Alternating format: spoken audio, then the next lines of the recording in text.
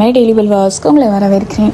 நம்ம வாழ்க்கையில் நம்ம பிடிச்சவங்க கிட்ட எனக்கு இந்த காரியம் வாங்கி தரீங்களா, இந்த ட்ரெஸ்ஸை வாங்கி தரீங்களா, இந்த பிடிச்ச சாப்பாடு சாப்பிடும் போல் ஆசையாக இருக்குது, இது வாங்கி தரீங்களா அப்படின்னு சொல்லிட்டு நமக்கு பிடிச்சவங்க ஒரு வேளை நம்ம அம்மா அப்பா கிட்ட கேட்போம், நம்ம ஃப்ரெண்ட்ஸ் கிட்ட கேட்போம். நமக்கு யார் கம்ஃபர்ட்டான ஒரு பர்சனோ இல்லை எனக்கு நான் சொன்னால் கண்டிப்பாக இது செய்வாங்க அப்படின்னு யார் நம்ம கம்ஃபர்ட்டாக இருக்காங்களோ அவங்கக்கிட்ட நம்ம சொல்லுவோம். ஆனால் என்னைக்காவது ஒரு சின்ன காரியமாக இருந்தாலும், ஆண்டவரே எனக்கு இந்த காரியம் செய்கிறீங்களா, ஒரு வேளை இப்போ ஒரு பென்சில் வேணும்னா நம்ம முதல்ல யார்கிட்ட போவோம், நம்ம கூட யார் இருக்காங்களோ அவங்கக்கிட்ட தானே போய் கேட்போம். ஆனால் என்னைக்காவது மனுஷங்கிட்ட கேட்குறதுக்கு முன்னாடி, ஆண்டவரே எனக்கு ஒரு பென்சில் மட்டும் வாங்கி தரீங்களாப்பா அப்படின்னு நம்ம என்னைக்காவது அந்த மாதிரி கேட்டிருக்கோமா? ஒரு சின்ன காரியமாக இருந்தாலும்.